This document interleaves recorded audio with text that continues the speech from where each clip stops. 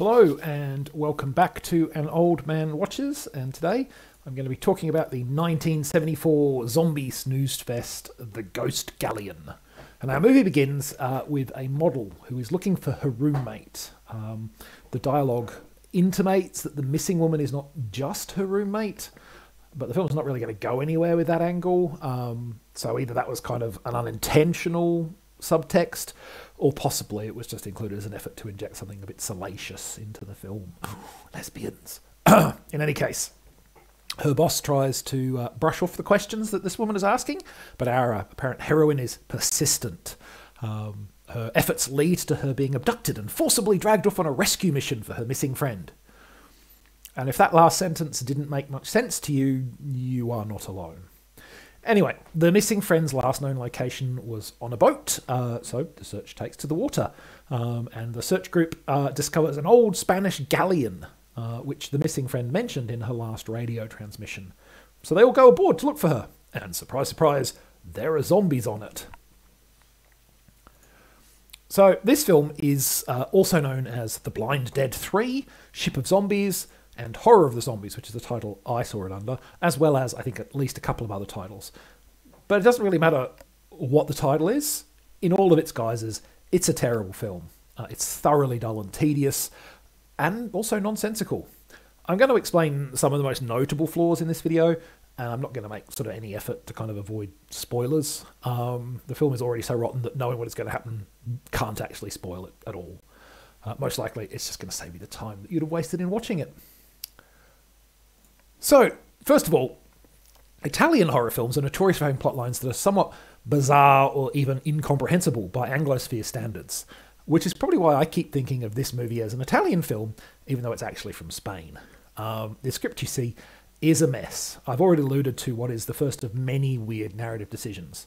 Having made too much of a nuisance of herself to be ignored, our apparent heroine is basically held at gunpoint and forced to go on the rescue mission that she's been demanding happen all along. I mean, there's a whole lot of hokum to try and justify this contorted, you must do what you always wanted, or else situation. But it's a load of hokum that could have easily been avoided. Have her sneak aboard the rescue mission and be discovered at sea, for instance. Or heck, just have her boss say, oh yeah, maybe we should go look for my missing employee, when the matter is first raised, since there's not actually any good reason for the boss to hide what she thinks is going on. I mean, obviously, she is not aware of zombies. Either of those options would save a whole lot of, frankly, very tedious, repetitive arguing between the characters, and get the movie to its supposed purpose, zombie menace, much quicker. But perhaps the filmmakers were aware of how thin the back half of their script actually was, and were desperately trying to fatten up the first half.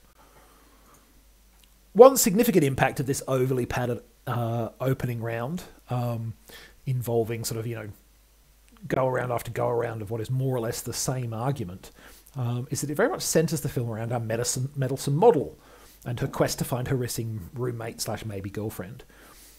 And, for the first hour of the film, yep, she is pretty clearly our protagonist. She drives the plot, she forces her boss and her boss's somewhat shady business associates to launch a search mission, and she kind of forces them to kidnap her to go on it.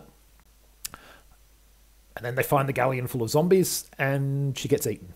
She's the first one to get eaten, in fact. We're left, after that, to watch a bunch of people we've largely only just met and who we know almost nothing about, other than they're a bit sketchy, as they try to find some way to survive on the Ghost Galleon. Their own boat, of course, is, mysteriously unavailable soon after they got on board the ancient ship. Now, in those circumstances, surprise, it's really hard to care over much about any of these turkeys, especially when they seem determined to act in the most self-destructive manner possible.